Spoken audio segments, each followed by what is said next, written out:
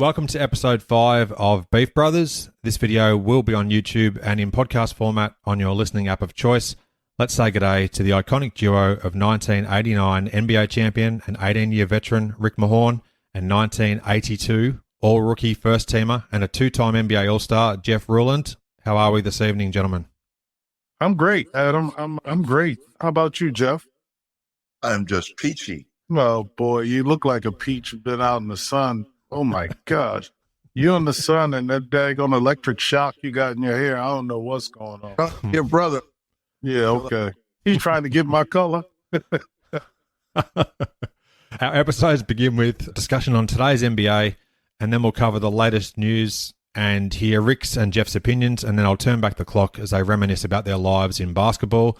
Today, we plan to discuss Jeff's and Rick's funniest teammates, or opponents perhaps, and finish with a few listener-submitted questions and comments. As we record this, it's the evening of April the 26th in the USA. There's 4 Game 5s on the slate tonight. 2 of them are in progress as we talk. Just before we discuss the playoffs, there's been a slew of 2023 NBA awards that were recently announced. The Rookie of the Year was Paolo Banchero of Orlando. Sixth Man of the Year went to Malcolm Brogdon of Boston. The Defensive Player of the Year was Jaren Jackson Jr. of Memphis. Most Improved Player was Lauri Markkanen of Utah. Coach of the Year was Mike Brown from Sacramento. And the Clutch Player of the Year, De'Aaron Fox of Sacramento. Now, Rick, if I'm not mistaken, you actually called Paolo's first regular season game at Orlando when you were there with the Pistons. What jumps out to either of you there from that list of award winners, and do you think, for the most part, they got it right? I think they got it right. Paolo was playing pretty well. He's 6'10" and can put the ball on the floor, run the court very well. Very precise and plays older than he is.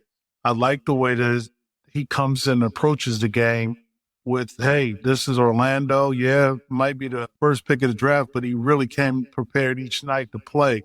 So he didn't really back down. Sometimes you get that rookie lapse, and he probably got it a couple of times, but still, Orlando's got a good player in him, and hopefully they get some pieces so they can win some more games. Hey, Horn, you saw him live. I know he's like 6'9". What's he, about 230, 240? Yeah, about 230. Oh, he's strong, right? Yeah, pretty strong around the basket, can post up, can shoot the basketball.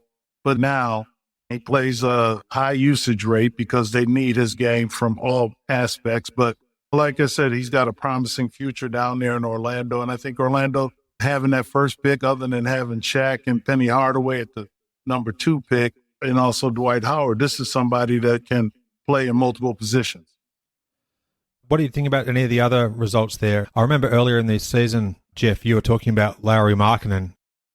Yeah, I was going to add up that I was right on about. He's had a great sort of breakout season, I guess, of sorts. Hold on. Duh. Yes, yeah, whatever.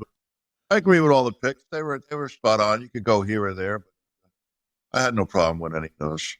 I'd like to mention the changing of the guards at the Washington Wizards. I nominate Rick Mahorn or Kevin Greavy as the new basketball president. How about that? Well, I'd be an honorary president. Then that means I got to go back down to D.C. It'll be my pleasure. Sir Jeff. Draft some good play.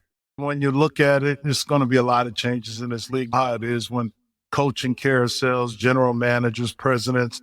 We see where Ime Udoka is back in the league with the Houston Rockets. And unfortunately, this is the business that we've been involved with all our lives, and seeing what goes on and seeing new ownership up in Minnesota, a litany of things that goes on. And all these awards, I'm really impressed with the people who have votes. I'm really anxious to see who they're going to pick to be the MVP. Adds up all this steam, and you go like this. Mike Brown did a great job with the Sacramento Kings. And like you said, Rules, earlier, Lauri Markkanen played well. And nobody predicted Utah to be the way they were this year in the playoffs and then out of the playoffs. But injuries caught up with them as well. And then they traded every doggone body. So they got a promising future because Lauri Markkanen, don't get me wrong, he left Chicago to go to Cleveland. And right now, Cleveland is getting their butts kicked by the Knicks. But was it an even trade? He lost a lot with Markkanen. He's 6'11", can shoot the ball. Utah's got a promising future with him as well. I had always liked them, and I just thought he another level with the games last summer with the European, I don't know exact tournament name. They're playing for a spot in the Olympics, and that's what they were doing, and he played well. My thing is a lot of these players get to different teams, Adam, and they get different roles. Like Chauncey Billups, for example, high pick, next thing he's traded here, but then he found a home in Detroit, won a championship, was MVP. There's a lot of system players. And Jeff, from when we played, you go with Chicago, for example. Chicago had all these players, but then it was all about Michael and Scotty. And it was never about the other players, but other teams saw this and say, oh, okay, we can get this player and he's going to be great for us. And then did he bring Michael and Scotty with him? Because when they get somewhere else and they pay him all this money, they're just average. They're not even that player. We look at players like Spencer Dinwiddie, even though Brooklyn didn't advance. You look at him, he was drafted here in Detroit. It was out of the league, and then he was in the G League. And next thing he gets a chance, an opportunity to play for the Chicago Bulls, and then he gets with the Nets. Then he gets traded to Dallas, but still, it's keeping a job in this league is very hard, but it's able to adapt in your surroundings. Correct. No offense with Kyrie, his talents, everything. That was not a good trade. I think they gave up too much. I hope those guys can play together, and I sure as not have anybody on that team that plays any goddamn defense. So we have roles. We're all role players in this league. Jeff, when you got to be on the all-rookie team offensively, you were a little bit more adept than anybody else. Gene Shue figured, we're going to have to run through our bigs. I was a rebounder. I could score, but I wasn't the primary. And the thing is, when teams set up, especially in the playoffs, we're looking at the playoffs now. You look at the Denver Nuggets the other night beating Minnesota, and I'm like, okay, they got a two-headed monster in Murray, but they got one big monster in Joker. You get the role player, like Michael Porter Jr., hits a couple of threes and go like, well, damn, did this just get real quick and interesting? But that's what you look for. It's like somebody will look at me and say, oh, you can't score. But then I get to Philly, I get a chance, an opportunity to showcase what I can do. So it's all about opportunity and also the awesome. We played together, but we got the ball more. We could play with anybody. We just didn't have a great bench. Even when we could pick a little bit. And Gene never played the guys enough. My rookie year, we were second in the league in defense. I don't know what next couple of years I would have think we were right there too. We could beat the shit out of anybody.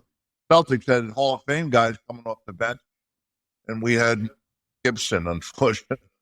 Sorry, Gib. Well, not necessarily him, but the year that we went to the playoffs, it was Frank and Greavy and Big and Bills, Greg Ballard, Carlos and Don Collins and Charlie. Yep. And we had John Lucas. We had fun as a team, and we all liked each other. There was no agenda. Everybody had one thing, and we were going to win, and we won, and then we were taken care of accordingly. Yeah. I had fun coming off the bench. I knew I couldn't foul out in 28 minutes. And look, I got to give a shout out to Spencer Haywood and Jim Jones. Those two old heads kept us focused too. So the maturity. Jim kept us focused. Spencer he was just hanging with her. Good. The second year is much. It was a little bit of a distraction. Yeah. One of my idols up to that motherfucker. So what else you got there, Adam? Well, it's great there to hear that reminiscing about those Bullets teams of the early 80s, and we'll get back to them a little bit later on. Let's just quickly talk about the 2023 playoffs. We've got 3 teams that have progressed to the conference semis already. Philadelphia swept Brooklyn, Denver disposed of Minnesota 4-1, and Phoenix eliminated the Clippers 4-1. So the Nuggets and Suns meet in round 2. What are your thoughts on the teams that are already in that second round, the 76ers, Suns, and Nuggets? Well, for me, if it's the Philadelphia 76ers, it depends on Joel Embiid, his force that he has in there in the game. But also, you have to give it to Philadelphia because the others are playing well. Tobias Harris is melting, coming off the bench, making 3 shots at big times. Also, you got Harden. Can't forget about the former MVP and Maxey. So they have pieces. It's just how far can they go? And then you got Boston that's trying to get there, but they messed up last night. If I'm a coach, knowing that they got Trae Young, I'm not going to let them put up a 3.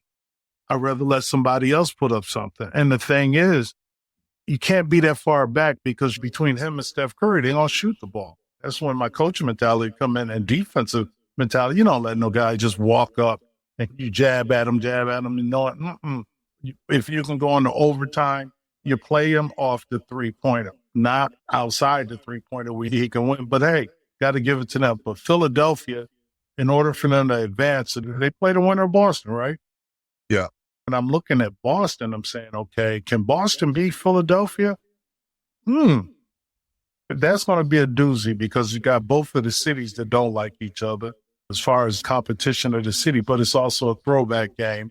I don't know if Milwaukee going to make it. I think they're limping right now and letting Jimmy Butler get 56 and have one of them career-type games. I don't know. The Knicks are blowing out Cleveland. I'm going like, I like New York because they're gritty. So I wouldn't be surprised if New York is playing in the Eastern Conference Finals. I don't know if they can advance, but hey, everybody's got an opportunity. All the parity is in this league right now. Talking about the Knicks and Cavs game, currently per my NBA app, looks like the Knicks are up by 15 in the third quarter. And out west, we've got the Lakers who are currently down by 17 to the Grizzlies. That's getting towards halftime. So we are on the brink of seeing possibly a 7 or 8 seed actually eliminating the number 1 or 2 seed, with Miami, surprisingly, with a 3-1 lead over Milwaukee. And the Lakers, although they're in trouble at the moment, are up 3-1 on the Grizz. Now, I also remember earlier this season, Jeff, if I'm not mistaken, you said as well that the Miami Heat could be a dark horse come playoff time. Yeah, but they've got to have someone step up here, and can't expect him to go in Milwaukee and drop another 50. I would think they're going to try to double him a little bit. I look at Milwaukee, and when Giannis went down, his usage rate for that team is over 52%. If I'm correct, he rebounds, he plays defense, he plays every minute hard like it's the last. But his energy, even in the playoffs, people kind of misinterpret things sometimes. You could beat a team all year, but you're not playing that team 7 times. That's the big thing. This is a team you're going to see 7 times. Milwaukee's got to win the next one. If they don't win the next one, they can't think about playing another 2 more games. So, one at a time. One at a time. They're looking like, okay, we're the number 1 team. Health plays a part. Kawhi Leonard didn't play. Paul George didn't play. Just go down the line. Tyler Hero's not playing right now. People are missing people on each team, and health is always going to be key to go in there. Well, with Philadelphia, with the big fella being out, coming back, his conditioning in the last couple of postseasons have not been the best. I'm worried about, does he get back to where he's 100% healthy, and then is conditioning straight? Rose, I look at Embiid and say, well, he's averaging 30. But when I saw the way that Philadelphia played without Embiid, it was like you couldn't concentrate. And one thing that defense is concentrating on, remember the first game, they kept double teaming him up on the elbow. But when you had guys like Paul Reed giving you 14 rebounds, you can't center in on who, or Harden or Maxey or Tobias Harris. So who are you centering on if you drop Vaughn, or if you Boston, who are you centering on if you don't have Joel? Well, then you can play it more straight up. You don't have to double. And that's what I'm saying. I think Harden deserves a tip of the hat the way he's conformed to become more of a playmaker. That's off to him. But all depends on the big fella, man, if he's going to be that need. They might not need him now, but they may need him the next round or something like that. Interesting times ahead. Just in terms of the Lakers-Grizzlies series, I'd like to briefly ask your thoughts on Dillon Brooks. His comments early in the series versus how things are tracking at the moment. Looks like Memphis are holding steady at the moment in Game 5. But what do you make of his on- and off-court performance as this series has progressed, guys? My thing with Dillon Brooks is the last time you said something is when you won. Your antics can get old quickly. And the fact of the matter, you're down 3-1, and it's a possibility. The hardest game is the closeout game. But Lakers are sitting back saying, okay, they got to come in there and fight. Not over, because I've seen teams just turn around and get 12 quick points, go on a 12-0 run. But Dillon Brooks, he had on his Elvis glasses in Memphis and they're home. So they're playing in desperation mode right now. And look, rules, that's another thing. They got injuries too. They're two big men. This is like kind of borrowed time. They're number 2 seed, but they ain't really a number 2 seed if you don't have all your pieces. Moran ain't, you could see he's not the same, even though he's giving it all with his hand. But when you look at the Western Conference, LA, they're healthy. I think with Vanderbilt and the pieces that they got in that trade, man, it helps them out a lot if they come to play. But it all depends on Anthony Davis. Anthony Davis is the key. He's going to have to be the straw to stir the drink and get them going. Because LeBron can give you, like he did, 22 and 20 the last game. But still, it's like, come on. The young fella got to give it to him now. Real quickly, with my take on Brooks, I liked him in college. I thought he should have been drafted higher. As a teammate, you probably love him to death, but there's a fine line of talking shit and backing it up. If you're not some shit and you can't back it up, then you look like an idiot. When you don't go to the press conference after you get your ass kicked, that's not a good look for me. He takes it a little too far because you got to make friends with those guys with the stripes. The last time I looked, unless there was a challenge, no plays are ever fucking overturned. You can bitch till the cows come home and do a Luke, in the guy's ear while your guy's running for a layup. That's too much of that. Back in the day, we played a couple guys that whined all the time, but you get more with honey than you do with bitter lemons. My thing is the physicality, Adam and Jeff. I love the physicality. I'm glad it's not a lot of whistles. It looked like this guy got hit, that guy. They kind of complaining because they got those calls during the regular season. But now the referees are just, okay, you're going to get bumped. This is the physicality. You're playing that one team 7 times. I understand, but when you think there's a shit call, you address it with the guy when there's a fucking free throw or a timeout. You don't do it running back on defense. That's my point. It's just guys don't get it. They're hurting the team more than helping. Fight's got to go on and say, they're not switching any of the calls. I'm giving up layups. I'm letting teammates down. They're focused in right now, but look at what's his name, Devontae Murray. He ran up to an official, got suspended. But lucky they won that game in Boston. Yeah, that's interesting because my understanding is he's got a relationship with just about every referee, treats them with respect, addresses them with respect. And this one guy, no matter what he's tried to do, supposedly, he's got a thing for him. Like you said, you get more with sugar than shit. But the fact that I saw John Vanek and I'm like, that dude, man, he's like the dude, Donnie. No, my man was Dick Bavetta. Dick Bavetta was your bogeyman, was he? No, mine was Joey Crawford. Because Joey Crawford, he was the ugliest referee I ever seen in life. He said, come here, Ricky. I want you to see this guy. And I looked. And as he said, isn't that the ugliest guy you ever seen? I was like, oh, my gosh, Joey, just stop. But you know what? The fact of the matter, you treat them with respect, they treat you with respect. I speak to Joey every other week. Crazy dude. One other series we haven't touched on yet, and it's a pivotal Game 5 later today. Sacramento and Golden State are tied at 2 games apiece. Where do you see that one going? And obviously today's a really important matchup, stating the obvious. You go, Jeff. You comment first. I said all along, man, experience. I don't know how bad Fox is hurt. Tip of his fingers broken, but the guys won 4 championships. They know how to get it done. So I think that thing might go 7, but the thing is, one team's got to win on the road.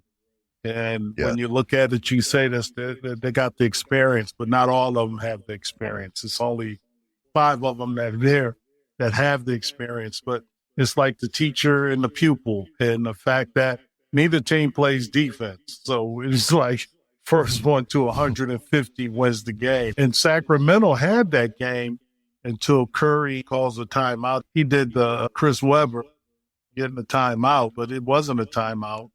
He didn't have it. So you don't want to make no more mental mistakes. Golden State with this game tonight, this is a big game for them to try to get one and try to close it at home. I think this is going 7.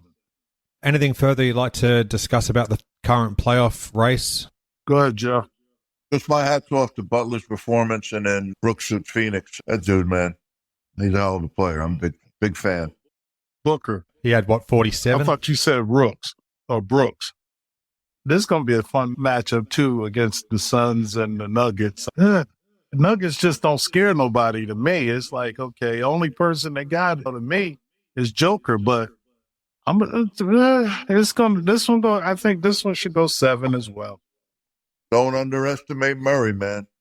You got CP3, maybe a little older, but what can you say? He's been playing outstanding. They've been trying to zero in on Kevin Durant, but look, if Murray's going against Booker, man, that's a whoosh. Booker against Anton and then Gordon with Durant. Yeah, It's going to be a good one. I think go 7 once again as well as anybody, Rick.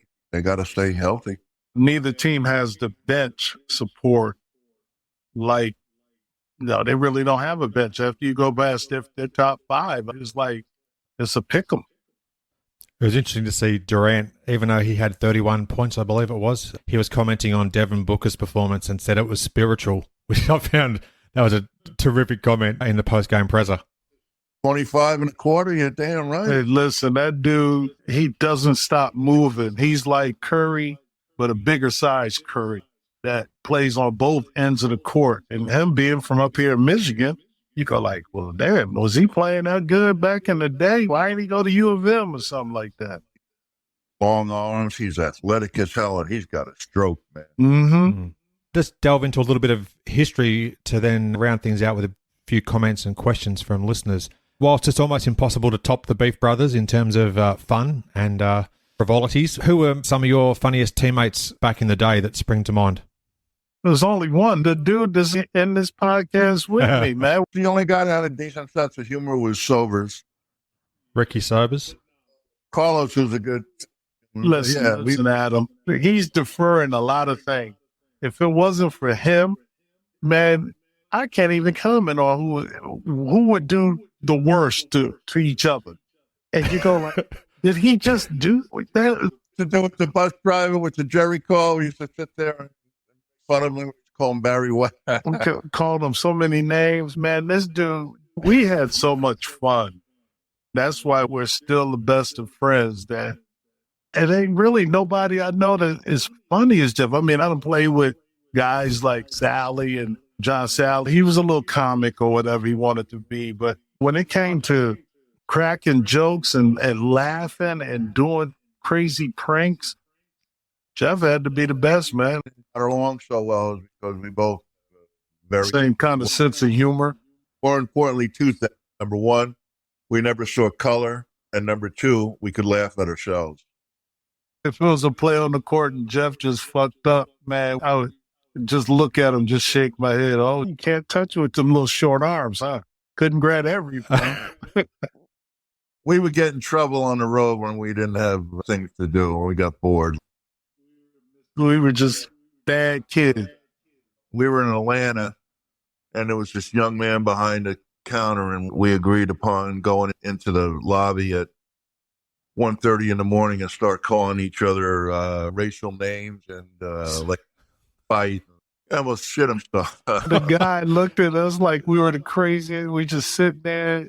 We're about 6 or 8 feet apart and just yelling just obscenities at each other. And it was like, this dude eyes down there, man, that ain't even that gist of it. That's a real small piece. Then we had our first and second team, all ugly dudes. Oh my gosh. And I'm not saying any names. I'm leaving that one alone. I'll leave that alone. But yeah, we used to mess with Gene. All my friends used to call Gene Shoe the Fifth Beatle. Oh, he did have a good hairdo back in the days. That's pretty accurate. Oh, man, I'm sitting in the garden. It's the first time back, and my boys are right shit behind me. They're yelling at Gene, put Ruland in. You're the fifth Beatle. And I'm looking at them like, yo, you ain't helping me, man. You're not helping. All this star. The best thing, too, was the fans, though. This guy, Leon the Barber up here in Detroit, I got to know him very well. His daughter cuts my hair. His wife was cutting my hair when I got traded up here. But I remember Jeff, he would yell, we'll trade your white guys for our white guys. Oh, yeah. He was funny, man. We can't really tell you about Yeah, I'm going to my grave with it. I like what you've shared at least, but that guy in Atlanta, he must have been looking at your size and height and just thought, oh man, this is going to get out of control pretty quickly. Also, on that road trip, Mr. Jeff Malone, a horn off. And at some point in the night, Jeff was from Macon, so he was out and about. When he got home, the door was off the hinges of the Marriott, and his room had been violated. No, how about locking them in the room with the pennies in the door? They couldn't get out. I didn't remember that. You don't remember putting the change in the door, Jeff Bruce, right? You push on the door and back then that was the key. I'm done with you. Next, Adam. Adam, leave that one alone. Let's go. All right, let's go. One thing. Do you remember the New York hotel, the Summit? The Summit or the Lexington? The Summit. We were on the 18th floor, and then some stuff was going out the windows. I wasn't there then. Oh, yeah, you were. I plead the fifth. Next, Adam. What was going out the window, Jeff? You don't want to know.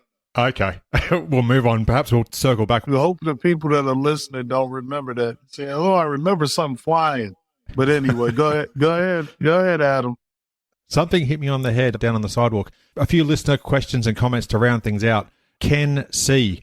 from the Beef Brothers YouTube channel asks, what was your relationship like with Hall of Famer Wes Unseld? I know we've probably touched a little bit on Wes's impact on previous episodes. My first year, Jeff was overseas. My first year was with Wes. And I tell you, man, this cinder block of a man would beat you like you stole something and you thinking you can get by him or you can outrun him, but he cut the cord off. He was so smart and he was so intelligent of knowing his limitations, but beating you to the spot before you even got there. So I learned a lot from him, and I got a lot of things that on my body that's probably hurting from him. But I'll tell you, when I got this earring in my ear, Jeff, he said, come here, I'm going to kiss you. I'm sitting there like, yeah, okay, Wes. This is where I kind of molded some of my game around him. Love to hear it. I grew up watching him play the Knicks, and I tried to emulate his outlet pass and things like that. And I did not play with him, unfortunately. So I didn't feel comfortable around him. I just didn't feel comfortable asking him things that, not that he wouldn't have been helpful, but I tell you what, any game, when he called a game that I played, and he was always gracious and very forthcoming about my skills, and I always appreciated that about him. I unfortunately didn't get a chance to play with him. So his last season was 1981. Just missed out on that one with him, Jeff. I think he did commentary with, was it Jim Brinson? Wes did Jordan's first game, matter of fact. Yeah, sure he did. Optimistic Prime 86 is back. He returns with another question. Constant. I like him. It's starting to grow on me. I hope this is a good question. This is via the Beef Brothers YouTube channel, and it's a comment that I'll turn into a question, particularly for you, Rick. He states, I've liked Rick since I saw him keep bumping and then backing off on Patrick Ewing, making him fall and lose the ball when he try and back in on nothing. So I guess he's referring to your classic pull the chair move, which you used for most of your career. So what are the origins of that, Rick? Where did it first come from and who taught it to you? The guy, Wes Unseld. I learned that from him. Shoot. Ah. You take little things from your teacher and try to expand them. And Wes taught me how to, he said, Ricky, and now that we can use the bar arm, before you had to play defense with just your hand extended. The league said you could use your bar arm. I was like, whoa, okay. Now I got them. I'm pushing on them, and they pushing on me, and I push them back. They're trying to wedge in and get position, and I just move my arm and just move out of the way, and they will fall. And that was where I learned that from Wes Unseld, pulling the chair. I love it. I love it. I got Jeff with that a lot. Oh, did you? Oh, yeah, I would. Jeff, what do you say to that? No, I stole it from him too, but I used to fall for that shit. Come on. You fell. I made you fall. Bar is great because that's the strongest bone in your body. Yeah, but I made your big ass fall. All right. If you say Agree to disagree, perhaps. Another commenter, his YouTube name is Ain't No Half Stefan. Say that again. Ain't no what? Ain't No Half Stefan. So I'm not sure if that's a play on words with something, but It is a play on word. Ain't no half stepping. There you go. He comments, "Thank you, Mr. Ruland, for making the Bullets an annual playoff team during your tenure, as this, YouTube I guess, serves as the place where I can only watch my team's playoff games in 2023. So he's referring back to the games that you guys played in the playoffs because the Wiz are sadly missing from the playoffs these days. So I think he's just enjoying the channel in general. I appreciate that. Everything is cycles come around all the time. Hopefully with the new president that they're going to acquire, seeing what goes on in that organization, maybe they'll get a little bit better. Maybe if Tommy Shepard would have hired Jeff Rubin, they wouldn't be that way. Oh, I could tell a really nasty story, but I'm going to take the higher. Save it. Maybe they get lucky with the couple percent they get and they get Victor. Or they get your man, the guard there. Yeah, either one of those guys would go a long way. Jeff, anything you wanted to add about the playoff battles that you guys had at the Capitol Center? Well, mine, just playing Boston and us getting our name, the people naming us, when you find other teams naming you, where you get Johnny Most yelling out your name, and that makes you know that you're good enough to stay in this league. So I look at it, when we used to battle in the playoffs, we just wanted to win. We played hard. We didn't care who it was. We just wanted to make sure that they knew that they're not going to have a cakewalk through the Cap Center or anytime we're on the court. We played them the first time in the second round and then the subsequent times in the first round. But I know that everybody on that team in Boston knew after the series that they had been in one with us. And every game always close, and they won all the series. You can go back and watch some of the film. You know, those few pivotal calls at the end of the game always seem to go the Leprechaun's way. Recently, some footage has actually surfaced of the end of a Celtics Bullets series. Just as the series concluded at Washington, there was a fight that almost broke out just as the buzzer ended. I think it was Gerald, Henderson, and I can't remember who he was going against. Frank Johnson. Ooh. Yeah, what happened was Gerald threw the ball at Frank, and then Frank had enough. Just jumped him, and then shit hit the fan. It was a little too late. We should have done that a little earlier in the game. Yeah, it just popped up recently on YouTube and I think a few Twitter and Instagram feeds. I've seen the fracas at the end. I thought that could have got out of control, but thankfully tempers calmed quite quickly. Otherwise, it could have got quite out of hand. They didn't want none of that. They kept it moving. Absolutely. So we'd love your interaction with the show. If you're watching on YouTube, please ask a question or add a comment below.